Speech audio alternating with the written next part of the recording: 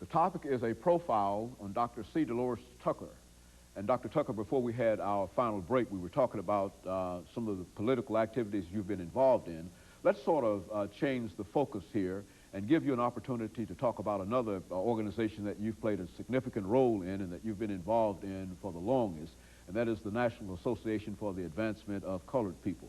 Let's have you talk about that organization. Well, I filed a suit to make sure that we could get rid of those who were misusing the funds of the NAACP and creating a deficit that would have destroyed it.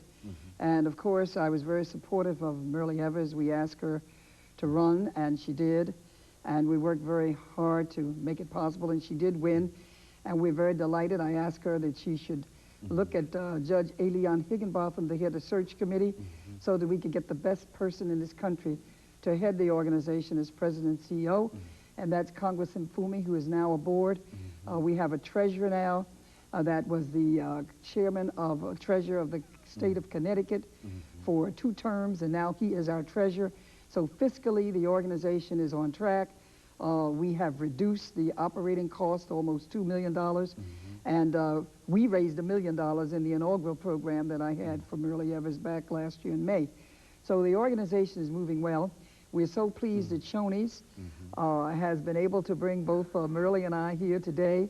She's speaking tonight at the banquet, the Freedom Fund banquet, and we certainly know that a lot of you will be there present, but Shoney has been very helpful in making this possible, and we're very grateful to them. The NAACP needs your help. It's going to be focusing on youth. It's going to be focusing on jobs and training. NAACP as well.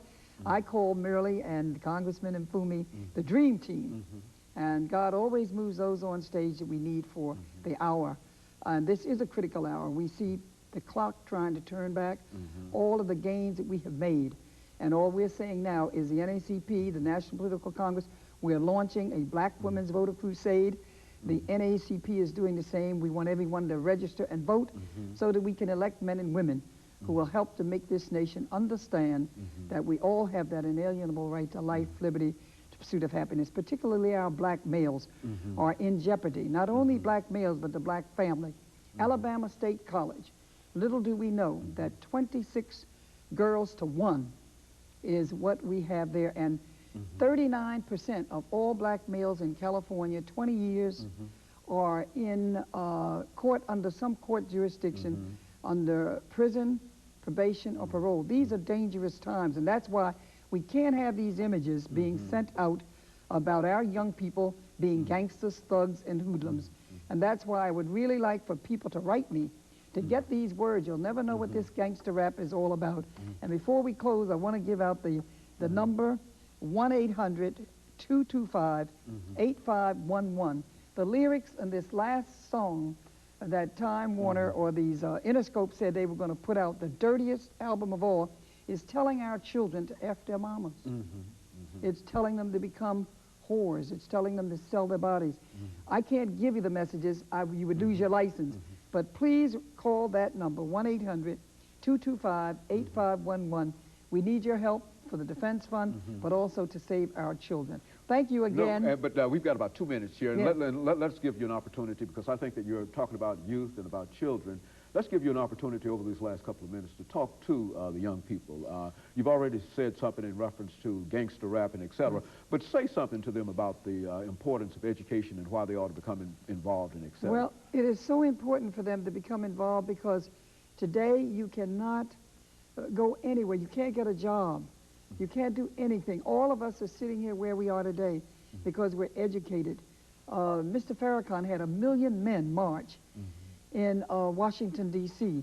And that image that went around the world, the people that went there, is showing the world that we're just not gangsters and robbers and thieves, but we are educated. We can get an education. That's what I told Suge Knight to do. Teach our children through rap how important education is. We need that today. You are the descendants of kings and queens of Africa. Mr. Mandela walked out of prison 27 years, but with dignity, because he was educated, and he is now the president of South Africa. There's nothing you cannot achieve, but education is the key. Stay in school. The NAACP is going to work to help you. We're going to try to find jobs for you. That's what we're going to do, but we need your help, and we need you to be the best that you can. What about their relationship with the NAACP? What would you say to young people about that? The young people should join. We have 76,000 young people. They're participating in the AXO program. Call the NAACP if you have a talent. There's an AXO program. It's a talent program they have. They need your help. Call them and ask about it today. That's what Mr. Mfumi and Merle Evers have said. You are their priority. They want you to join. They want you to become involved. We have youth groups. You can join at a very nominal cost, and we're asking the parents to please see that they get involved, because this is our focus.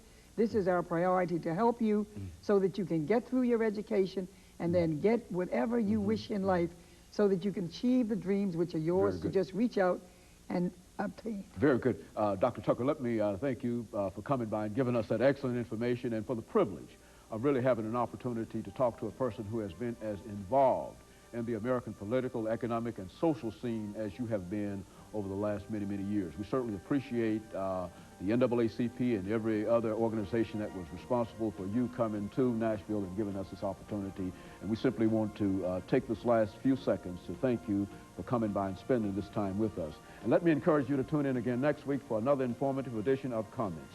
Thank you and good morning.